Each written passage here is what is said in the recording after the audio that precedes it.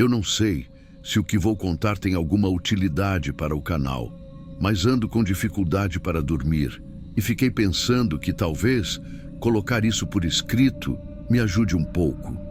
Não é algo que eu comente por aqui na cidade, porque o assunto ainda mexe muito com algumas pessoas. Se preferirem não usar, não tem problema. Meu nome é Sérgio. Tenho 52 anos e moro no interior de Minas Gerais, numa cidade pequena onde todo mundo conhece todo mundo. Nunca tive envolvimento com nada fora do comum. Minha vida sempre foi simples, com aqueles ciclos de trabalho, casa, serviço público e as mesmas rotinas de sempre. Não sou de exagerar e nunca fui de falar sobre religião ou coisas sobrenaturais. Só que naquele período eu estava precisando de um emprego estável e quando a prefeitura abriu vagas para organizar o novo cemitério municipal, acabei me inscrevendo. Não era exatamente um cargo que eu imaginava para mim, mas não tenho vergonha de dizer que a situação financeira estava apertando. O antigo cemitério já estava quase sem espaço e a prefeitura tinha comprado uma área um pouco afastada do centro para construir outro.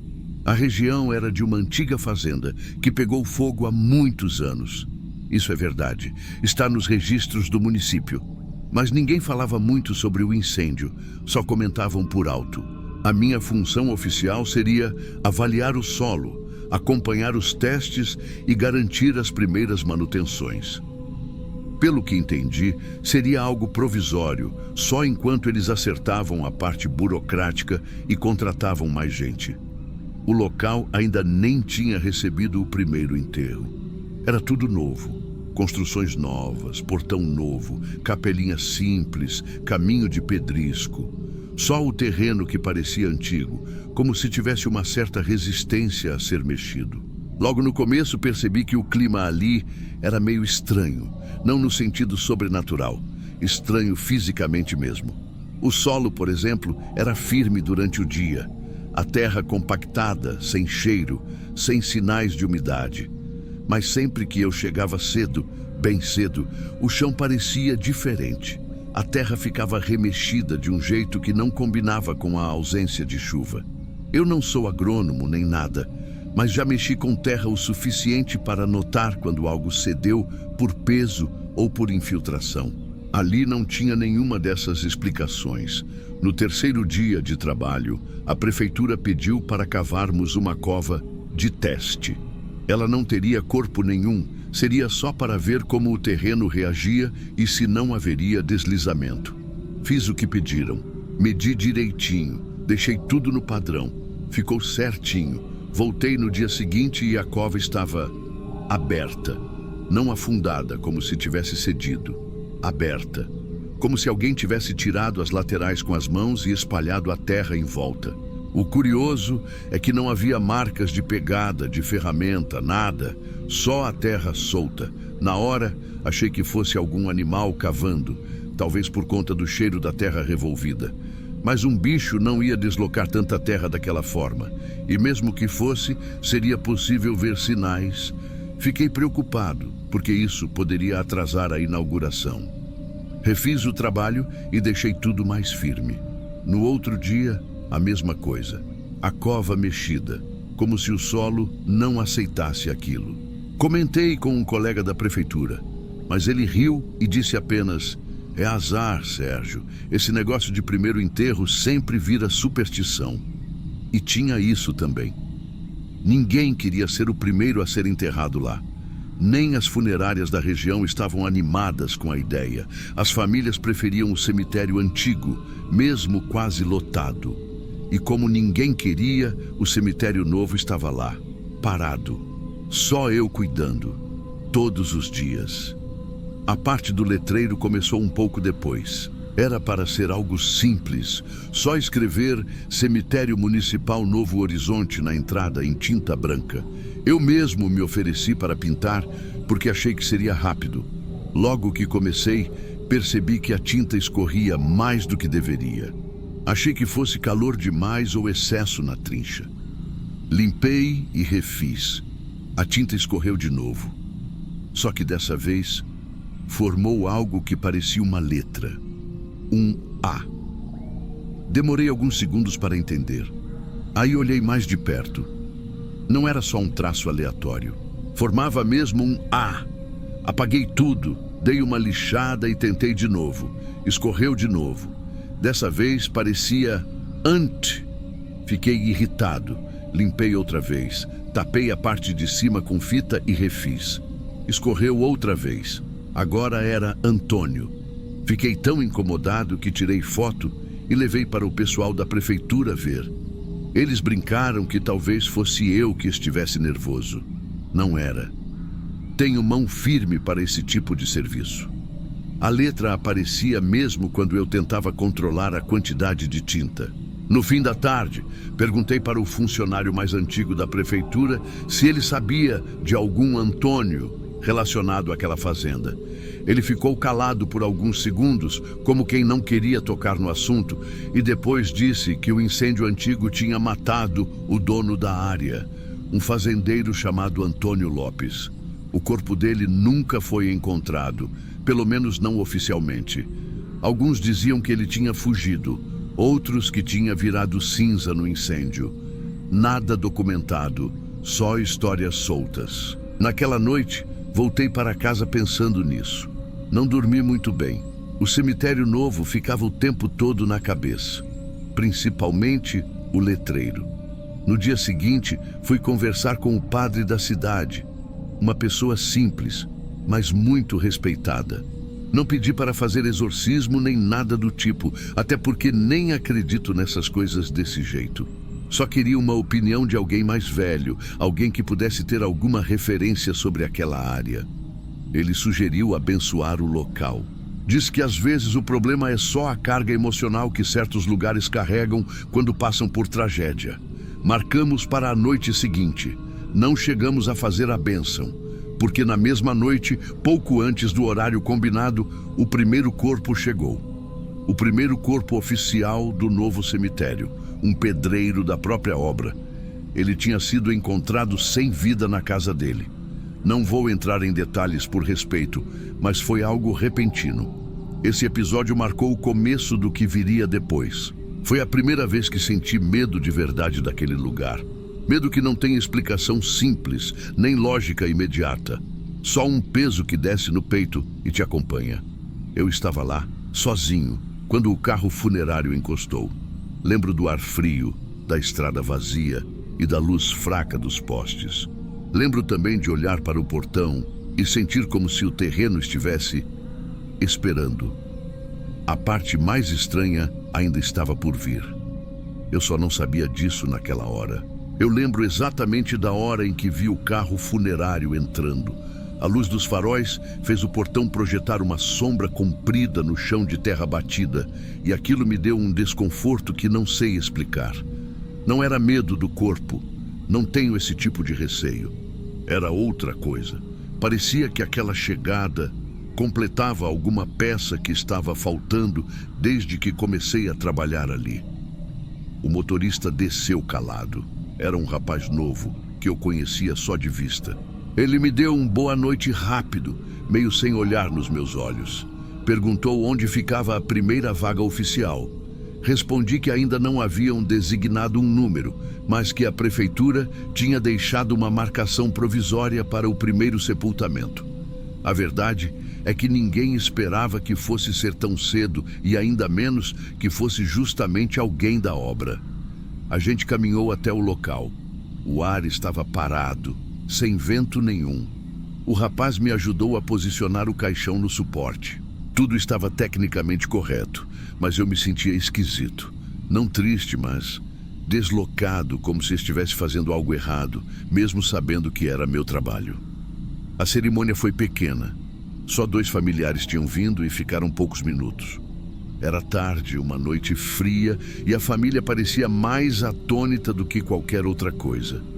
Depois que eles foram embora, eu e o motorista ficamos ali, esperando a autorização por rádio para concluir o procedimento. Foi quando o chão fez um estalo. Não foi forte, nem algo que um leigo classificaria como perigoso, Mas para alguém que passou a semana inteira mexendo naquele solo, aquilo era estranho. Era como se a terra estivesse respirando por baixo. O motorista deu um passo atrás, assustado. Eu tentei agir normalmente, mas meu corpo inteiro ficou tenso. A terra afundou um pouco, quase nada, mas perceptível. Eu me aproximei devagar e toquei o contorno da cova com a pá. A terra estava quente, não quente de sol, porque já estava noite e fazia horas. Era um calor vindo de dentro, de baixo. Isso me deu um mal-estar na mesma hora. O motorista perguntou se aquilo era normal. Eu respondi que não sabia. Ele disse que precisava ir embora e que o resto ficava por minha conta. Voltou para o carro e foi embora rápido. Fiquei sozinho, só eu, o caixão, a terra e o silêncio. Não consegui terminar naquela noite. O chão realmente não estava firme e eu temia que alguma coisa cedesse enquanto estivesse trabalhando. Resolvi voltar ao amanhecer, quando a temperatura estivesse mais estável. Fechei o portão e fui andando para casa com a lanterna na mão. A distância até o centro era curta, mas naquele dia pareceu muito mais longa. No dia seguinte, voltei bem cedo. O sol ainda não tinha subido completamente. Logo na entrada, percebi algo errado. A cova do pedreiro, exatamente aquela onde o caixão tinha sido deixado, estava aberta, mas não aberta de forma desmanchada ou bagunçada. Ela estava escavada, como se alguém tivesse cavado de volta, mas com muito cuidado, deixando o contorno perfeito. O caixão continuava lá dentro, só que mais exposto, como se tivesse sido desenterrado parcialmente. Eu fiquei parado, olhando, sem saber o que pensar. Não havia marcas de pá, nem de pegada, nem nada que indicasse trabalho humano. A terra que deveria cobrir o caixão estava empurrada para os lados, formando um arco simétrico. Aquilo me deu um arrepio que ainda hoje lembro com clareza. Resolvi não mexer em nada antes de avisar a prefeitura.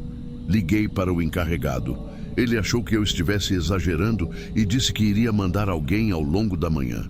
Fiquei aguardando. Enquanto esperava, fui limpar a entrada do cemitério, tentando me distrair. Quando passei novamente perto do letreiro, percebi que a tinta que estava descascando tinha formado não só o nome Antônio, mas agora também um sobrenome incompleto. Lô. Só faltava terminar. Aquele detalhe me incomodou mais do que deveria. Não parecia coincidência. Como ainda faltava um tempo para o pessoal da prefeitura chegar, resolvi ir até a sala onde guardávamos alguns documentos e mapas da área. Havia um envelope enorme, com plantas antigas da fazenda que existiu ali antes do incêndio. Fiquei folheando sem nenhum objetivo específico, só tentando entender melhor o passado do lugar. Encontrei uma cópia mal preservada de um registro. Dizia que o proprietário, um tal de Antônio Lopes, desapareceu no incêndio, mas havia rumores de que o corpo havia sido parcialmente localizado. O documento, no entanto, dizia que não foi identificado material suficiente para sepultamento oficial. A assinatura final estava ilegível. Guardei tudo e voltei para a área da cova. Quando cheguei lá, a primeira reação que tive foi de fechar os olhos. O contorno tinha mudado de novo. O caixão estava ainda mais para fora. Mas dessa vez, não era só terra que tinha sido deslocada. Havia uma espécie de marca no chão, parecendo o formato de outro caixão, antigo, como se algo tivesse sido empurrado de baixo para cima. Senti o coração acelerar. Eu sabia que não tinha ninguém ali durante a madrugada. Não tinha como alguém ter mexido sem deixar rastro. Não tinha como nada daquilo estar acontecendo de forma natural. Mas eu também não queria cair na tentação de pensar em coisa paranormal. Fiquei repetindo para mim mesmo que devia haver uma explicação lógica. O pessoal da prefeitura chegou perto das 10 da manhã. 3 homens. Todos olharam, coçaram a testa e ninguém soube dizer nada. O encarregado, que costumava brincar com tudo, não fez piada alguma. Apenas pediu para fechar a cova de qualquer jeito por enquanto. Ficamos umas 2 horas trabalhando nisso. À tarde, fui chamado ao gabinete da secretaria. Achavam que eu estava sobrecarregado, porque eu era o único responsável por tudo ali. Disseram que talvez a obra tivesse sido mal feita e o solo estivesse reagindo por causa do fogo antigo. Só que ninguém tocou mais no assunto do nome no letreiro, nem das marcas simétricas na terra. Fiquei com a sensação de que estavam me pedindo para ignorar aquilo. O padre, que deveria ter ido na noite anterior para abençoar o local, acabou só me procurando no fim do dia. Quando expliquei o que tinha acontecido, ele ficou calado, como se estivesse tentando processar. Perguntei se ainda pretendia realizar a bênção. Ele respondeu que sim, mas que talvez fosse melhor esperar alguns dias. Voltei para casa exausto. Achei que dormiria bem, mas acabei acordando de madrugada com a sensação de alguém chamando meu nome. Acordei sentado na cama, com a impressão muito clara de ter ouvido Sérgio, bem perto. Não havia ninguém, claro, e eu não costumo ter esse tipo de sonho. Pensei que estivesse só cansado. Só que no dia seguinte, quando cheguei ao cemitério, percebi algo que tirou meu chão de vez. Havia um caixão queimado parcialmente, exposto na parte onde a terra tinha afundado na madrugada anterior. Não era o caixão do pedreiro, era outro, muito mais antigo. A madeira parecia ter passado por fogo e tinha uma placa de metal amassada, quase ilegível. Só consegui ler 2 palavras: Antônio Lopes. Aquilo não fazia sentido nenhum, e ao mesmo tempo, era como se tudo o que o terreno tentava dizer desde o primeiro dia tivesse finalmente ganhado forma. Eu fiquei parado diante daquele caixão antigo, como quem olha uma coisa que não devia existir. Não sei se já aconteceu com você de se deparar com algo que parece fora do lugar, como uma peça de outro quebra-cabeça. A sensação é parecida com ouvir seu nome sendo chamado por uma voz que você não reconhece. É um estranhamento que não dói, mas deixa o corpo inteiro alerta. A madeira queimada estava escura, quase sem formato. Parecia ter sido retirada de algum lugar muito mais profundo do que a superfície daquele terreno. A placa metálica estava enferrujada, torta, e só dava para ler Antônio Lopes. Não tinha data completa, só 1924. Eu não sei se aquilo era o ano da morte, do nascimento, ou só parte de alguma informação que o tempo apagou. O que mais me incomodou foi perceber que aquele caixão estava exatamente debaixo da cova do pedreiro, como se estivesse ali desde sempre. Mas eu tinha acompanhado cada centímetro daquele solo nos dias anteriores. Nada daquilo tinha aparecido antes. Nada. Chamei o pessoal da prefeitura de novo. Eles vieram em silêncio, olharam, fotografaram, mas ninguém parecia querer comentar. Eu mais observava as reações deles do que o caixão. Um deles, o mais velho, disse apenas: "Melhor não mexer nisso por enquanto." E foi só isso. Eles pediram para interditar o cemitério novo por alguns dias, para análise. Eu fiquei sem função ali. Passei a manhã sozinho, sentado perto da entrada, tentando entender o que eu tinha acabado de ver. E o pior é que não consegui. Não consegui de verdade. Nem naquele dia, nem hoje. Mas o que mais me marcou veio um pouco depois. A prefeitura decidiu, com o argumento de reorganização administrativa, me transferir para o cemitério antigo. Não foi um convite. Foi uma nomeação. Zelador vitalício foi o termo que usaram. Eu não pedi isso. E eles sabiam. Minhas mãos estavam tremendo na hora em que assinei o papel. Era como se, de repente, o futuro estivesse decidido por mim. No primeiro dia no cemitério antigo, fiquei andando entre os túmulos sem rumo, só tentando entender o que eu estava fazendo lá. O lugar era completamente diferente do novo. Tinha movimento, tinha famílias visitando, tinha manutenção, história, tudo marcado pelo tempo, mas vivo. Isso me aliviou um pouco. Só que ao mesmo tempo, eu me sentia deslocado. Como se eu estivesse ali porque alguém queria que eu estivesse, e não porque escolhi. Nas semanas seguintes, comecei a notar que a história do antigo fazendeiro não era algo tão esquecido quanto me fizeram acreditar. Muita gente mais velha conhecia o nome. Uns diziam que ele tinha morrido fugindo, outros que tinha morrido queimado, outros que tinha sido enterrado ali mesmo, mas sem registro oficial. A maioria falava baixo, como se fosse algo que devia permanecer do lado de dentro das conversas. Eu nunca mencionei o que tinha visto no cemitério novo, não por medo do que pensariam, mas porque eu mesmo não sabia mais como explicar. Quanto mais os dias passavam, mais aquilo parecia uma lembrança distorcida, como um sonho que você tenta organizar, mas ele escapa pelos dedos. Por algum motivo, comecei a sentir vergonha também. Vergonha de ter aceitado aquele emprego. Vergonha de ter mexido naquele chão, como se eu tivesse tocado numa coisa que não era minha para tocar. Não sei se faz sentido isso que estou dizendo. O cemitério novo foi fechado oficialmente poucas semanas depois. Disseram que seria readequado, mas nunca mais reabriram. A área foi cercada e ninguém comenta mais o assunto. Virou um terreno esquecido. Eu tento seguir a vida. O trabalho no cemitério antigo é mais tranquilo do que eu esperava. Eu cuido da limpeza, da organização, converso com algumas famílias, faço pequenos reparos. É um serviço silencioso, mas não é pesado. Às vezes, até me ajuda a colocar os pensamentos no lugar. Pelo menos era para ajudar. Mas tem uma coisa que preciso mencionar, e é isso que realmente me fez escrever para vocês. E aqui, eu juro que não estou exagerando, nem tentando dar algum tom misterioso. É só o que acontece, da forma mais simples possível. De vez em quando estou sozinho limpando as lápides ou varrendo perto da entrada, tenho a sensação de que alguém está parado atrás de mim. Não é visão periférica, não é sombra. É só presença, um peso leve no ar.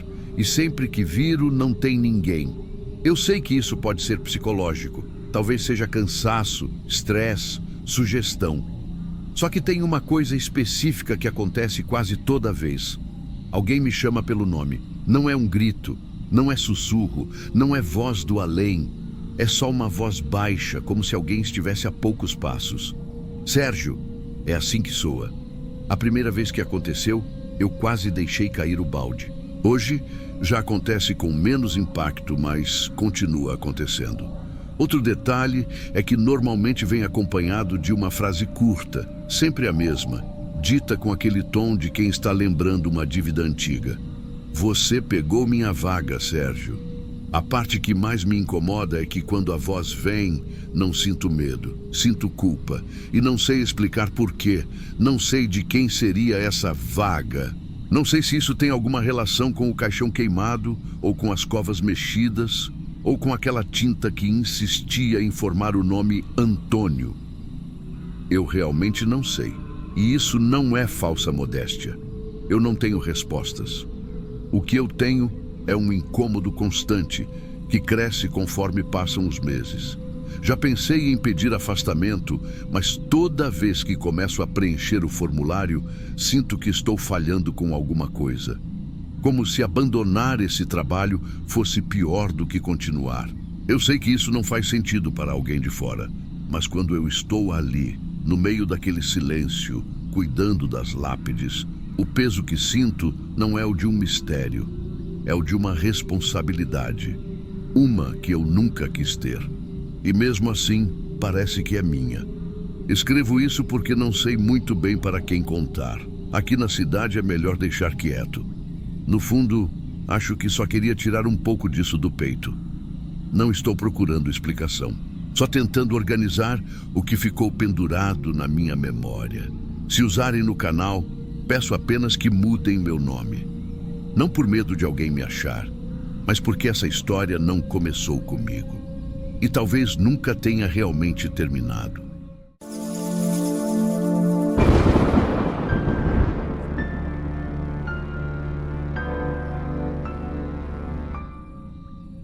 Eu moro neste prédio há tempo suficiente para saber que ele nunca foi exatamente silencioso. Mesmo assim, algumas semanas atrás, comecei a reparar num barulho que se destacava dos outros. Não era passo, não era televisão, não era aquele ruído típico de encanamento que a gente ignora depois de um tempo. Era um som mais pesado, como se alguma coisa fosse arrastada de um canto para o outro, seguido de batidas secas, em sequência irregular. Parecia vir do apartamento de baixo. No começo, tentei não dar importância. Achei que era só algum morador mudando os móveis de lugar tarde da noite. Mas o som continuou por dias, sempre no mesmo horário, sempre com a mesma insistência. Eu não cheguei a comentar com ninguém no início, porque parecia uma bobagem. Só que começou a ficar mais nítido e tinha uma coisa estranha. Não era barulho de alguém andando, não tinha passo, não tinha deslocamento de peso. Era só o arrastar, depois as batidas, e aquele ritmo de algo sendo empurrado repetidas vezes, como se estivesse preso. Numa tarde, quando o barulho começou mais cedo, eu desci para perguntar se estava tudo bem. O hall estava vazio, e a porta do apartamento de baixo estava entreaberta. Isso me incomodou na hora. Não era comum ninguém deixar a porta daquele jeito. Fiquei parado ali um instante, chamando por alguém, mas não obtive resposta. A luz do corredor entrava pela fresta, iluminando só uma faixa do chão lá dentro. Empurrei a porta devagar. Quando entrei, senti aquele ar parado que só espaços fechados por muito tempo têm. O cheiro também não era de casa habitada. Não tinha móvel nenhum. Nem sofá, nem cama, nem nada que indicasse que alguém morava ali. Era tudo vazio, como um imóvel que acabou de ser desocupado. Só que as paredes chamavam a atenção. Elas estavam riscadas. Primeiro eu achei que fosse infiltração, mas chegando mais perto vi que eram marcas finas, paralelas, como arranhões, de cima a baixo. Em algumas partes, tão profundas que a tinta tinha lascado. Essa hora senti um desconforto imediato, aquele arrepio involuntário que sobe pelas costas. Saí e fechei a porta, mas fiquei pensando naquilo o resto do dia. Liguei para a síndica, tentando não parecer alarmado, só curioso. Perguntei se tinha alguém morando ali e expliquei do barulho. Ela respondeu com a maior naturalidade do mundo que aquele apartamento estava vazio fazia meses, desde que o último inquilino tinha ido embora sem deixar aviso prévio. Disse que ninguém tinha a chave desde então e que o local estava aguardando reforma. Eu não mencionei a porta aberta, nem os riscos. Achei melhor não comentar. Na madrugada seguinte, o barulho voltou, igual, exatamente igual ao que eu vinha ouvindo. Só que tinha um detalhe novo. Não vinha mais de baixo. Eu estava deitado, quase dormindo, quando ouvi as batidas bem acima da minha cabeça. Num primeiro momento, achei que fosse algum móvel do apartamento de cima, mas me dei conta de que o ritmo era o mesmo. O arrastar, a pausa, a série de batidas, depois aquele empurrar repetido. Levantei como se alguém tivesse me puxado. Fui na sala, olhei para o teto sem saber o que procurar. Só que o som era tão direto, tão presente, que parecia acontecer ali entre o forro e o concreto, como se alguém estivesse tentando atravessar. Fiquei parado no meio da sala, segurando a respiração sem perceber, até que o som parou de repente. Achei que estava ficando impressionado. Voltei para o quarto para tentar dormir, mas quando acendi a luz, percebi uma sombra se movendo no piso, bem perto da porta. Não era sombra de janela, porque as cortinas estavam fechadas. Não era a sombra da lâmpada, porque ela estava atrás de mim. Era como se algo, logo abaixo do piso, se arrastasse devagar, mudando de posição. Não tinha forma exata, mas dava para ver o deslocamento, como se o chão respirasse. Saí do quarto no impulso, a porta batendo atrás de mim. Encostei na parede do corredor, tentando entender o que tinha visto. Não quis voltar lá imediatamente. Minha primeira reação foi pegar o celular e ligar para a polícia. Senti vergonha na hora de explicar, porque parecia história de gente perturbada. Então falei só dos sons. Disse que tinha encontrado o apartamento de baixo aberto antes e que agora os barulhos estavam vindo de cima, que podia ter alguém escondido, alguma invasão. Eles prometeram enviar uma viatura de manhã cedo, quando tivesse alguém da administração para abrir as unidades. A noite demorou uma eternidade para passar. Quando finalmente chegou o horário, eu desci junto com eles. A síndica estava ali, visivelmente contrariada por ter sido acordada tão cedo. Quando abri a boca para comentar da porta entreaberta no dia anterior, ela interrompeu dizendo que era impossível, que as fechaduras tinham sido trocadas, que ninguém poderia ter entrado. Só que o apartamento não estava mais do jeito que eu tinha visto.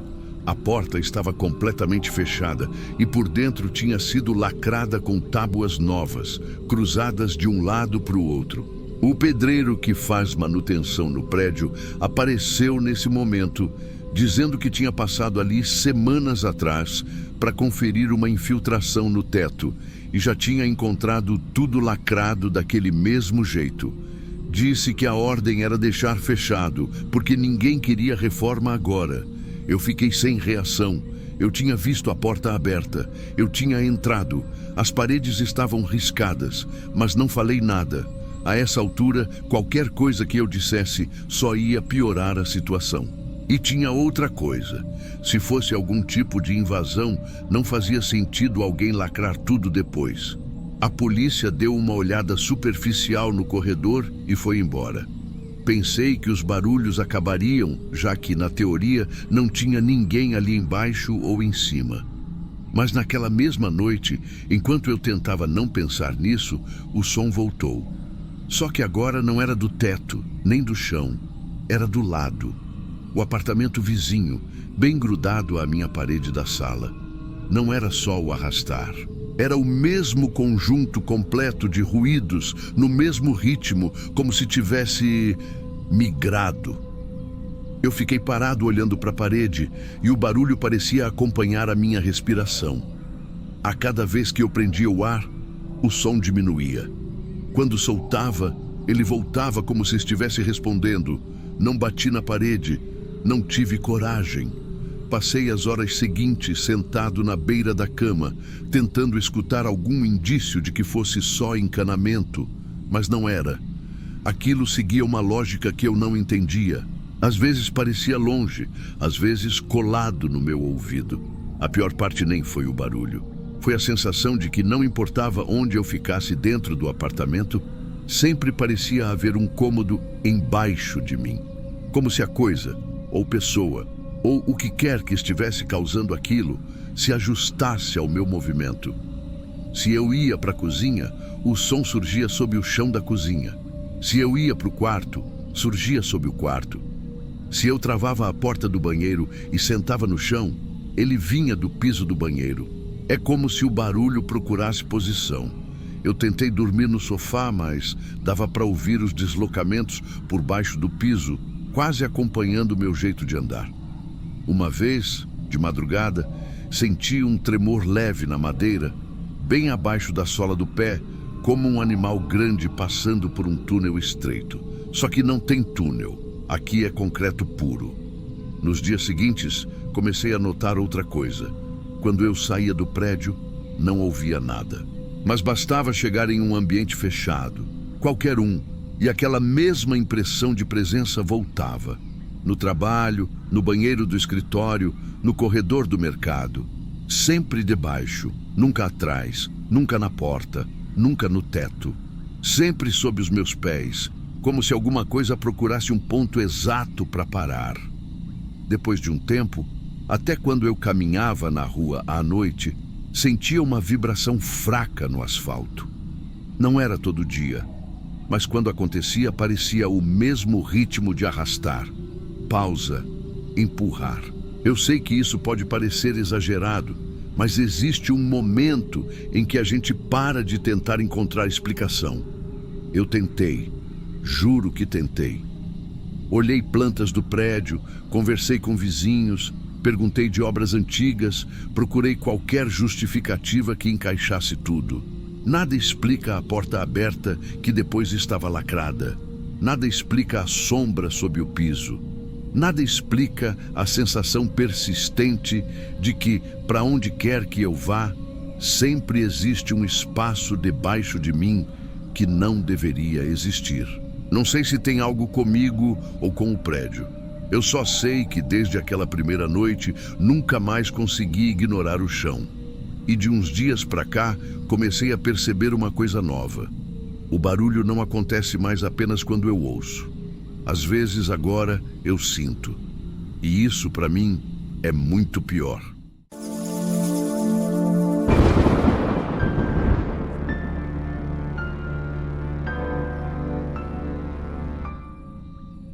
Eu passei muito tempo achando que era apenas coisa da minha cabeça, alguma fase de estresse que ia acabar quando eu conseguisse dormir melhor, ou quando as contas estivessem pagas, ou quando eu tivesse um pouco de sossego.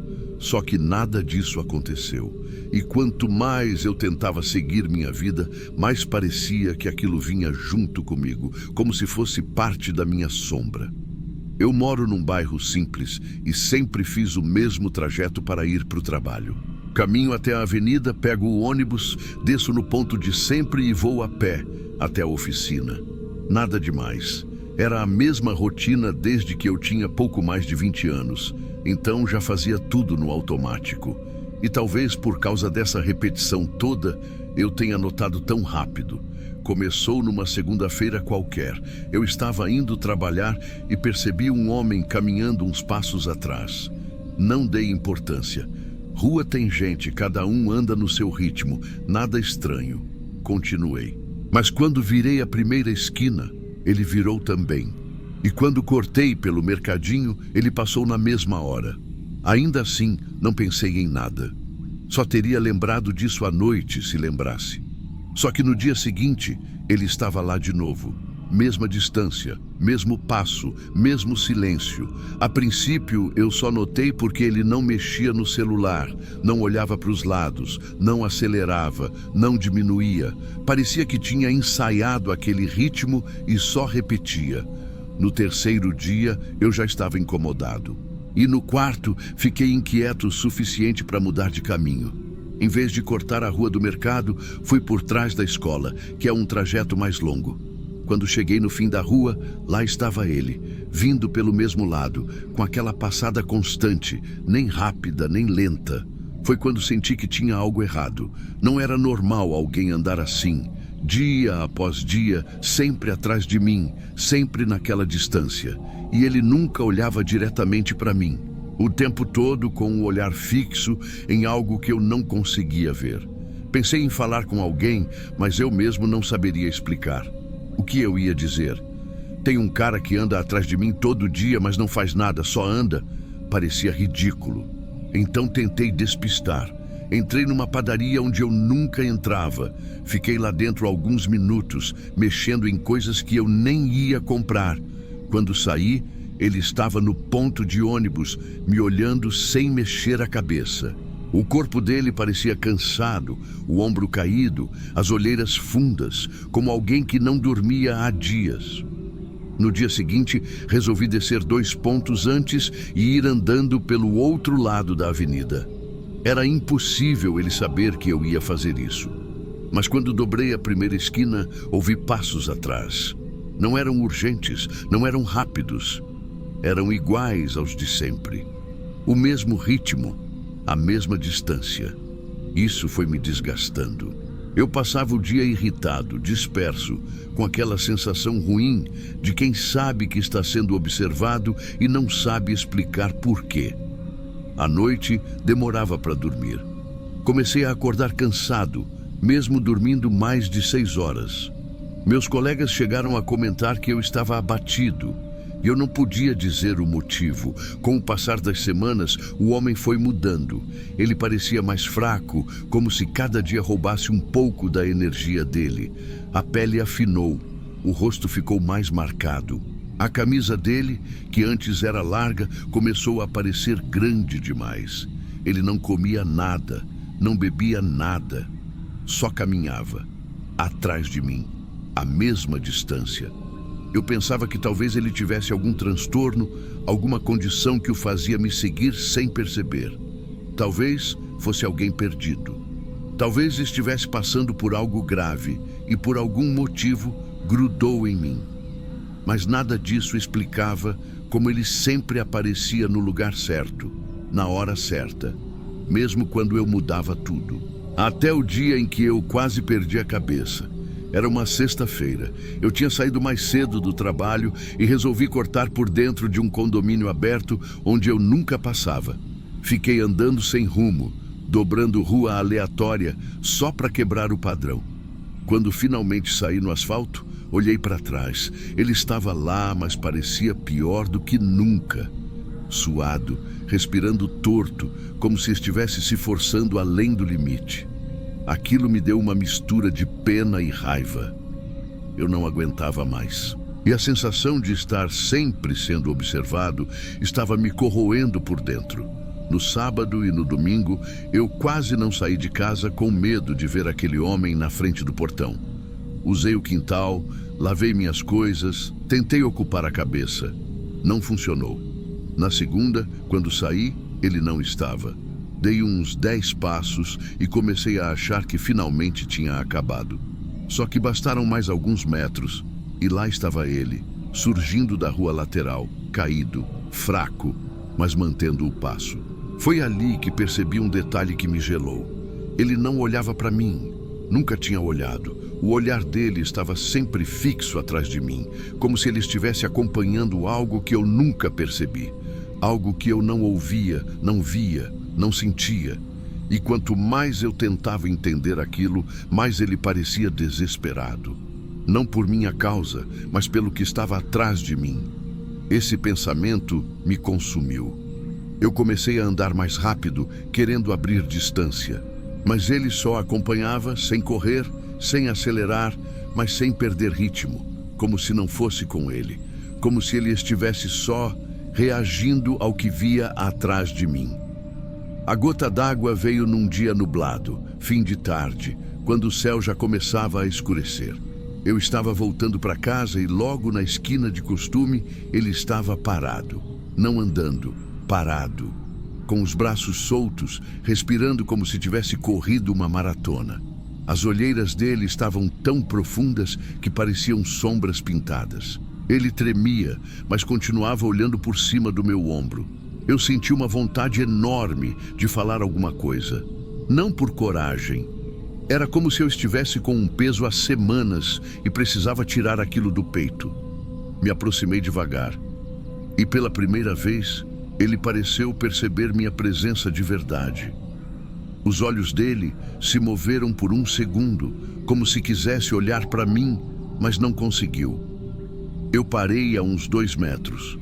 Ele abriu a boca como se fosse dizer alguma coisa, mas nada saiu. Só respirou fundo, bem fundo, como alguém que está prestes a tomar uma decisão. E foi ali que eu fiz a única coisa que nunca tinha feito. Virei para trás. Não vi nada, só a rua vazia, o poste aceso, uma árvore balançando com o vento. Mas o silêncio ali tinha um peso que eu nunca senti na minha vida.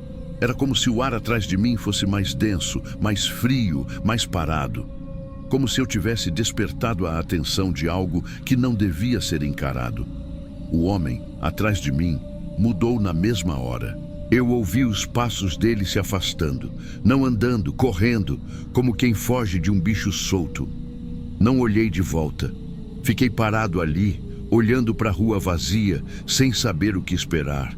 E quando finalmente virei de novo, ele já estava longe, sumindo numa esquina, tropeçando, quase caindo, mas fugindo como um desesperado. Ele nunca mais apareceu. Eu ainda faço meus caminhos, porque tenho que trabalhar. Mas desde aquele dia, eu ando diferente. Às vezes, sinto passos atrás de mim. Não são iguais aos dele. Esses não têm ritmo. Às vezes são mais rápidos, às vezes mais lentos. Às vezes param quando eu paro. Outras continuam por alguns segundos, como se demorassem para perceber que eu parei. Mas nunca vejo ninguém. Eu tento me convencer que é coisa da minha cabeça, que é memória corporal, paranoia, medo acumulado. Só que de vez em quando estou quase chegando em casa, sinto aquela mesma sensação que senti naquele fim de tarde nublado. O ar fica mais pesado atrás de mim, como se alguém estivesse prestes a colocar a mão no meu ombro. E eu sigo caminhando, sempre em frente, porque eu sei lá no fundo que se eu decidir virar de novo, pode ser que o que estava atrás daquele homem e depois atrás de mim resolva não desviar o olhar desta vez.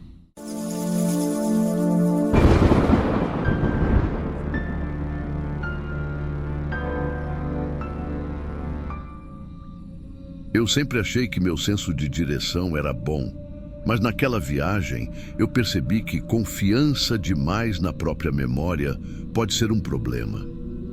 Eu estava indo para uma cidade pequena do interior para resolver um assunto rápido, coisa de um dia no máximo.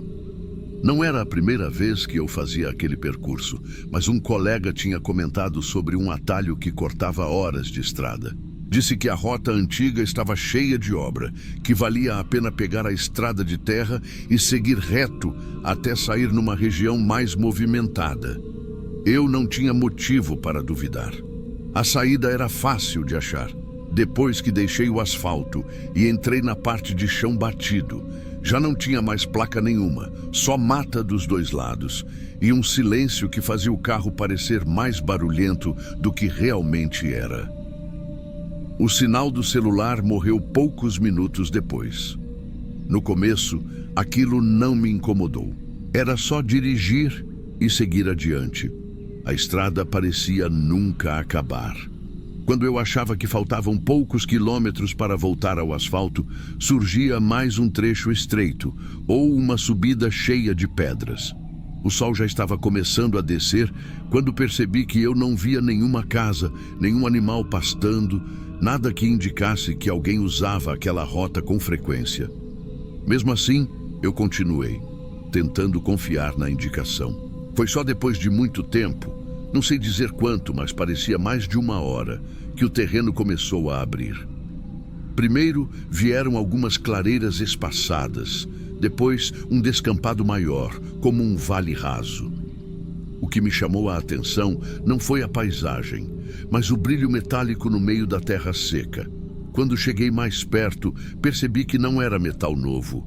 Eram cascos de carros queimados, vários, empilhados ou jogados de qualquer jeito. Um deles estava tombado de lado, outro completamente sem portas, só o esqueleto.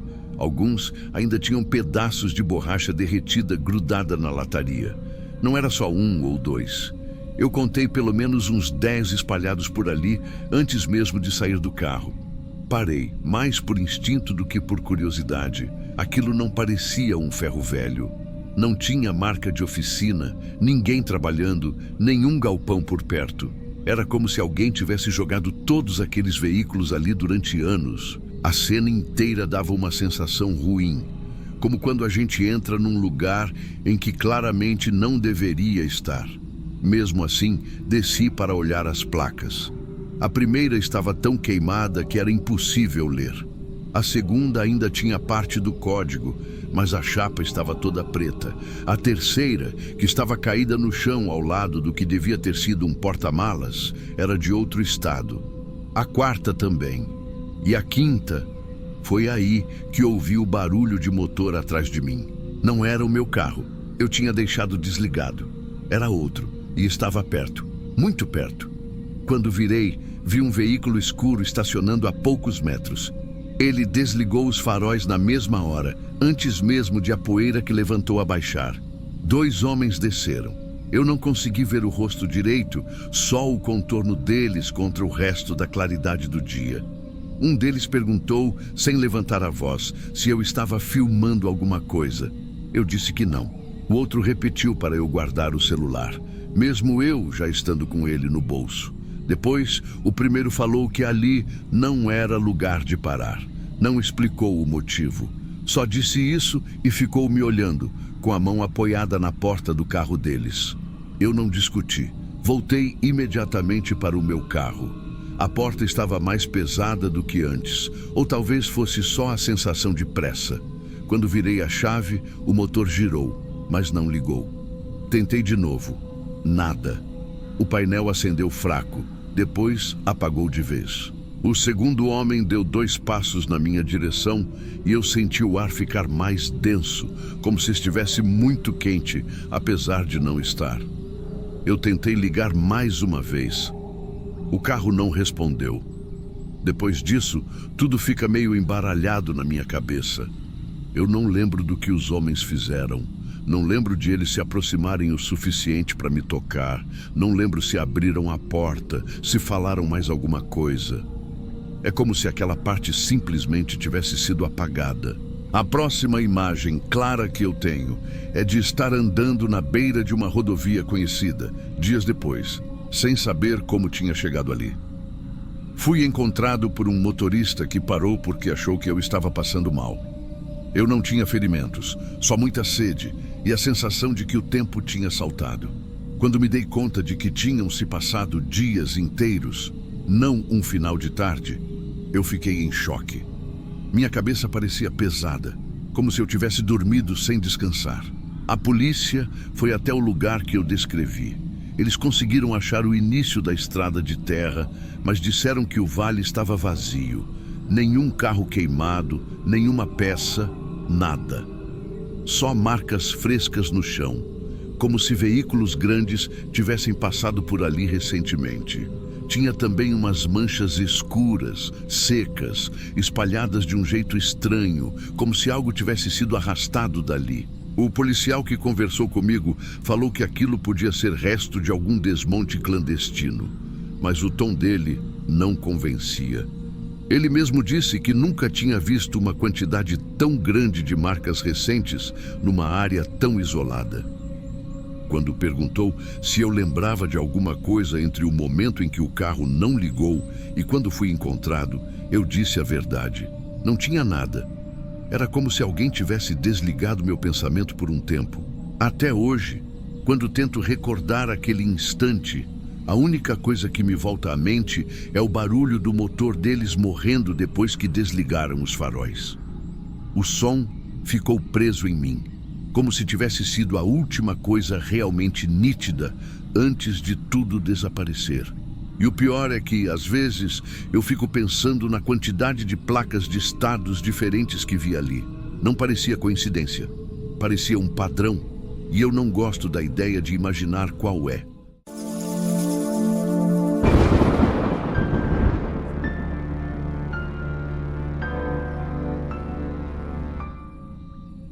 Eu passei boa parte da minha vida achando que sabia lidar com o ambiente escolar. Entrei na área meio por acaso, mas logo me acostumei com o barulho, com as rotinas repetidas e com essa coisa de sempre ter crianças olhando para você com algum tipo de expectativa. Só que nada me preparou para uma situação específica, que até hoje me deixa com um peso no peito que eu não consigo colocar em palavras melhores do que essas aqui. Isso aconteceu quando eu comecei num colégio pequeno de bairro, um lugar simples, mas organizado. Eu ficava responsável por ajudar em sala, acompanhar recreio, levar um ou outro para coordenação, essas coisas de apoio. No meu primeiro dia, uma criança me chamou por um nome que não era o meu. Eu achei que tinha escutado errado, mas no segundo dia ela repetiu. No terceiro, de novo, sempre o mesmo nome, e sempre olhando direto para mim, como se tivesse certeza absoluta do que estava dizendo. No começo eu pensei que ela estivesse confundindo com alguém parecido, mas eu não lembrava de ninguém ali que tivesse meu tipo físico ou meu jeito. Mesmo assim, deixei para lá. Crianças às vezes criam associações estranhas, puxam memórias antigas e misturam. Só que com o passar das semanas, ficou bem claro que não era simples confusão. Ela me chamava pelo tal nome com uma naturalidade que chegava a incomodar. Não era grito de atenção, não era brincadeira, era jeito de quem reconhece. Toda vez que eu chegava perto, ela sorria com uma confiança que eu não entendia. E um dia, no recreio, enquanto eu ajudava um grupo a organizar um jogo, ela veio até mim e disse que eu não estava com a jaqueta marrom como antes. Eu perguntei, antes quando? E ela só respondeu, quando você me carregou daquele dia que eu caí. Depois saiu correndo como se nada tivesse acontecido. Eu não a carreguei em momento nenhum, nem naquele dia, nem em dia nenhum. Mas a convicção com que ela disse aquilo me fez hesitar por alguns segundos, como se eu tivesse esquecido alguma coisa. Com o tempo, ela foi comentando outras situações desse tal antes. Algumas eu nem sabia como reagir. Uma vez, enquanto amarrava o cadarço dela, ela disse que eu morava mais longe do que morava agora. Outra vez, contou como eu a levei para casa, quando ela ficou com medo de escurecer. E sempre me chamando pelo mesmo nome, com uma certeza que me dava um aperto estranho no estômago. Eu comecei a ficar desconfortável, não por achar que havia algo sobrenatural ou coisa assim, mas porque percebi que a criança me via de um jeito muito específico, como se eu ocupasse um espaço que não era meu, e eu não sabia como me afastar sem parecer rude ou sem piorar a situação. Os outros professores comentavam discretamente. Sabe aquele tipo de comentário que não é direto, mas você sente no olhar? Era isso. Olhares rápidos, conversas cortadas. Não era acusação, mas também não era indiferença. Era preocupação. Sempre que ela chegava perto de mim, alguém observava de longe. Eu não sabia o que estava acontecendo, mas a direção também não me chamou para conversar. Então achei que fosse só exagero da minha cabeça. Só que a coisa ficou mais pesada num final de tarde, depois da saída. Eu estava organizando alguns materiais quando uma mulher apareceu na porta da sala. Ela parecia nervosa, segurando a bolsa com força, como se tivesse decidido entrar e desistido várias vezes antes de realmente entrar. Ela me chamou pelo meu nome certo e pediu 1 minuto. Eu disse que podia falar ali mesmo. Ela respirou fundo umas 3 vezes antes de começar. A voz estava trêmula, mas ela tentava segurar a firmeza. Ela disse que o filho dela falava muito de mim em casa, que descrevia detalhes do meu jeito, do modo como eu caminhava, até de como eu mexia no cabelo quando estava distraído. Ela disse que sabia que crianças criam vínculos, mas que havia algo naquele vínculo que a deixava preocupada. Eu fiquei sem saber o que responder. Até ali, eu achava que aquilo era só uma impressão minha, mas quando ouvi da mãe, senti que tinha algo mais sério ali. Ela continuou falando, escolhendo palavras como quem pisa num chão muito fino. Disse que o filho não estava me confundindo com ninguém conhecido e que, na verdade, ele descrevia tudo de um jeito que ela reconhecia muito bem. Era o jeito que ele falava sobre alguém da própria família, sobre o irmão mais velho. Essas foram as palavras dela. O irmão mais velho. Eu pensei alto, sem filtro, e perguntei. Eu não sabia que ele tinha um irmão. Ela abaixou o olhar como se aquilo abrisse um machucado que ela preferia manter fechado. Demorou alguns segundos antes de responder. Disse apenas, ele tinha. Depois agradeceu, pediu desculpas por incomodar e foi embora sem olhar para trás.